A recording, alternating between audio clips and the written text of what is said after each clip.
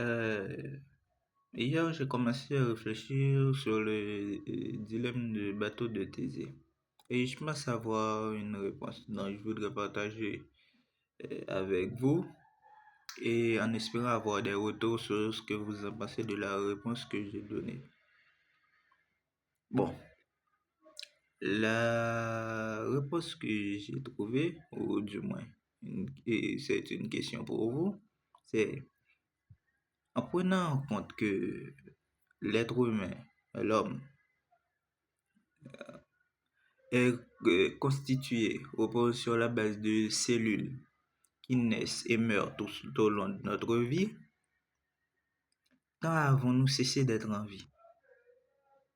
Quand avons-nous cessé d'être vivants? En prenant, et aussi tout en prenant en compte la célèbre phrase de René Descartes, en le complétant avec sa phrase qui dit «Je pense donc je suis», on peut sans doute affirmer que nous sommes encore vivants malgré la mort de nos cellules.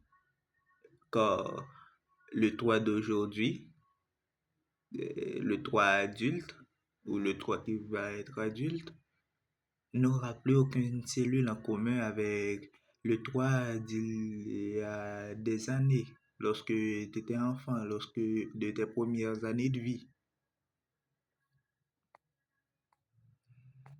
Ça répond à la question, mais pas totalement. Maintenant, on va passer à une échelle supérieure pour pouvoir développer plus en profondeur cet raisonnement. Admettons que le bateau de Thésée avait un IA, puisque ça se fait dans le monde d'aujourd'hui, il y a plein de téléphones qui ont des IA dessus. À partir du moment où il est conscient de son existence, il pense, donc il est. Et s'il est, peut-on dire vraiment, malgré tous ces changements, que le bateau de Thésée n'est pas toujours lui-même? Bon, on va dire que les bateaux n'ont pas de conscience, n'ont pas d'âme, et s'il n'a pas d'IA dessus, comment on fait? Malgré ça, le bateau de Thésée reste lui-même par son appartenance à Thésée, le fait qu'il appartient à Thésée. Et si, et même en prenant toutes les pièces qui constituaient le bateau précédent, en clair, toutes les pièces qu'on a changées au fil du temps pour reconstituer un autre bateau de Thésée, à moins de considérer le bateau de Thésée comme mort, mécaniquement parlant, puisque aucune de ces pièces sont fonctionnelles, à moins d'un apport d'énergie extérieure, pour reconstituer en faisant fondre certaines parties ou autres qui ont subi de la rouille ou quel que soit le problème qu'elle a subi. Et là, il y a modification. Donc, ce paradoxe s'appliquerait là aussi à la reconstitution du bateau de Thésée. Est-il toujours lui-même?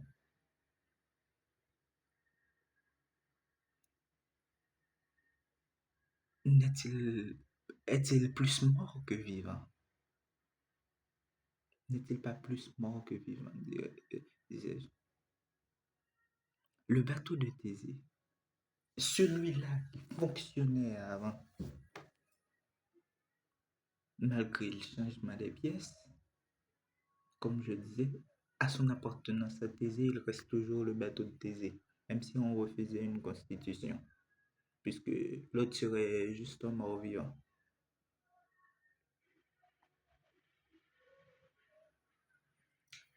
Et si on veut si on veut comprendre plus le raisonnement que je viens de proposer, c'est simple.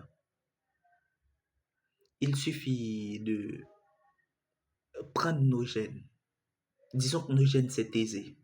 Et l'enveloppe qu'il recouvre, sa cellule, c'est son bateau. À moins de la mort des gènes, l'enveloppe extérieure, quels que soient les changements, reste toujours la cellule.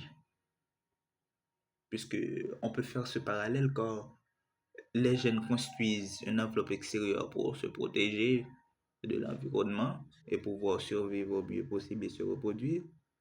Nous, on construit des bateaux, des avions, des voitures pour nous déplacer avec aisance dans ce monde, dans ce jungle, dans cette jungle, dirais-je, qui, dont on doit survivre dedans. Donc, c'est pas tellement différent, c'est juste à des échelles différentes. Et là, j'ai touché un point. Et si ce n'était pas une question de le bateau est-il vrai ou pas, mais une question d'échelle. Je disais que le bateau de Thésée restait à Thésée, restait son bateau, son appartenance, le fait qu'il appartient à Thésée.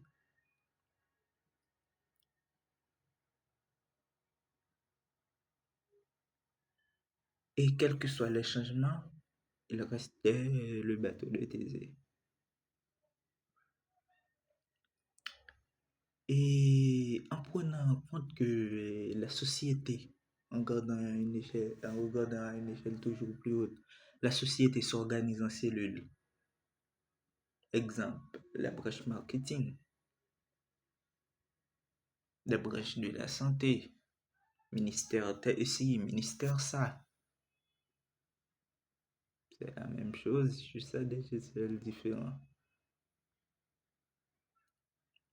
Là, ce n'est plus Thésée. Thésée a un bateau, Thésée est capitaine. Mais dans le monde où il vit, il est lui-même une cellule. Qu'est-ce que ça changerait que Thésée soit mort ou pas à la continuité de celle-ci? Est-ce que la société ne continuerait pas à avancer?